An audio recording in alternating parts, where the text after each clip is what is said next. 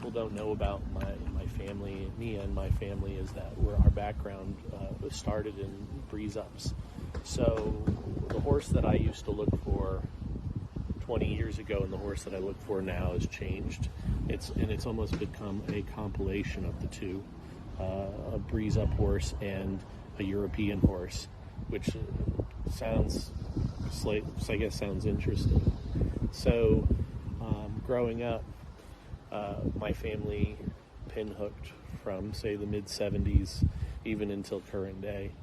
And so we would pick out athletes, that had conformational defaults that we could live with, and, we tried to find value.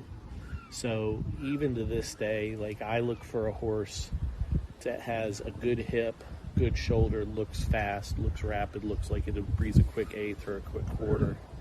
But since I've been working more with Joseph and some of the Irish and being partners with them, I've kind of looked for some more scope and strength in my horses, to where they have a bigger walk. And sometimes, when they have a bigger walk, they don't have that same turn of foot that we need for the breeze ups.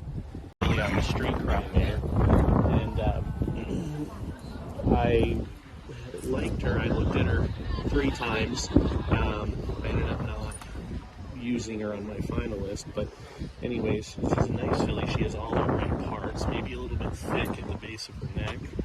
She's got great bone. Maybe her hind leg wants to stick out a bit, which that comes from street cry. Just a walk, please. But she really uses her hind end well, and she moves so well up front. I think for me, I just had to choose between others, and I wanted something with a little more athleticism. To me, this is a midsummer, maybe early fall 2-year-old for next year. So one of the first things I look at is their hip or pelvic length. I like for it to be good size. That's where their speed and their strength comes from. Then I'll come down and I'll look at their gasket. I like a strong gasket. I don't want a leg that sticks out too far.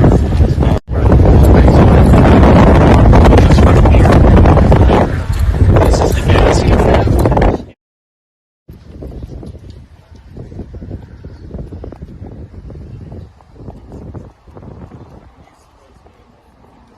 And she uses herself really well. She pushes off well behind. I mean, part of that comes with those horses that are single hocked and camped out a bit. But then when she's walking, she points her toe. She has hardly any bend in her. All that's very important to me. That's why I looked at her multiple times. If she was a stabby walker, she'd be off the list immediately. The thing that I would like to probably see is where her neck and her shoulder tie, and I'd like that to be maybe a bit thinner. I don't like horses that have, kind of a loaded shoulder or a heavy foot. So, thank you.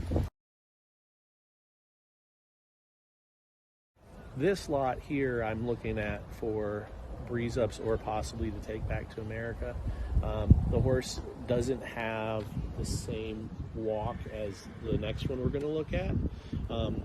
This horse to me looks very rapid, very quick, would breeze a quick quarter. It's an athlete. Just a walk, please. I know that I've shown this to a few Irishmen or a few people here, and they're not quite as keen on it as some of the people that I've shown, sent videos to back in America.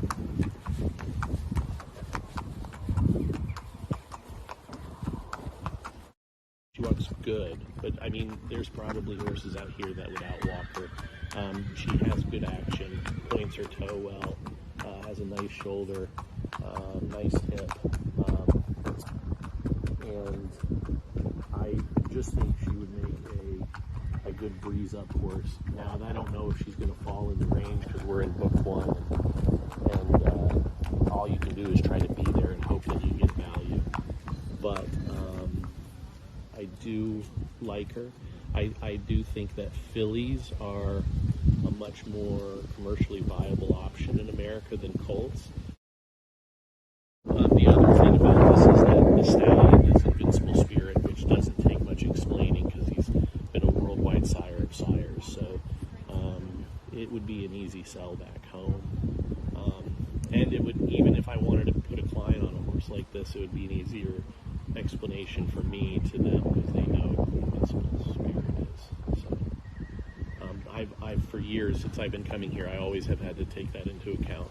Is how much explanation I'd have to do on the pedigrees and with the stallions to my clients back home. And usually I would end up editing probably half the catalog. Here we have a Lupa de Vega filly, who for me is a lot more of a European type than the Invincible Spirit that we just looked at. This to me seems more like an Oaks filly. Like she's not real muscled up. She's not doesn't look perfect, but she has tremendous she's got a deep shoulder and girth, and she's just got very good flow and action to her.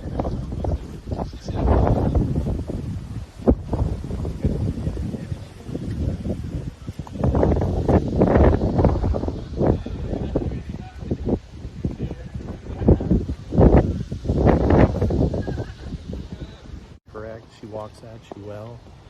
She's got a bit of a straight hind leg, which I don't mind. But that actually is somewhat indicative of speed. So that could add a bit of speed to the stamina that she probably will have. For me, she's in one of the top, say, 10 or 12. So overall, I think she's a top quality filly. And 280 bid now, 280, at 280, 300,000 a half, 300,000 in and out, 350, at 300 bid, I thought she was very, very special. I said this time, way up on top, you lose her on the figures, you lose her on the partition. I said way up on top this time, at 525 all down, last call at 525, on top rules. So for me, this horse hits right in the middle. So whereas I thought the one filly, the Lupa de Vega filly was an Oaks filly, and then I thought the other horse might be a more rapid filly. I think that this is a Camelot out of a Danehill mare, so you have stamina and you have on top of speed. This filly is extremely well balanced, and to go with the balance, she from the moment she starts taking a step, you can see what a great mover she is. She's got some filling in to do, but she has a nice shoulder, nice hip, and she's very correct. I particularly like that I think she could be maybe a summer 2-year-old, which would be great considering the sire was more of a 3-year-old. Let's look from the front.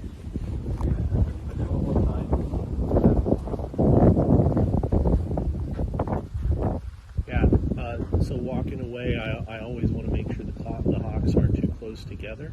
That's one of my number one pet peeves. This horse comes at you very, very evenly, very smoothly. It has a nice hind leg on it, not straight and not really camped out, maybe slightly camped out, but that doesn't bother me. I don't like horses that are over in the knee. I can live with horses that are flat through the knee, but she's perfect. One thing I've realized over here is you guys are more forgiving with pasterns. In America, we don't have that level of forgiveness because dirt is so much harder to train on. Typically thrown off by soft pasterns or straight pasterns, with neither of which this horse has. I do love the shoulder and the neck on this horse.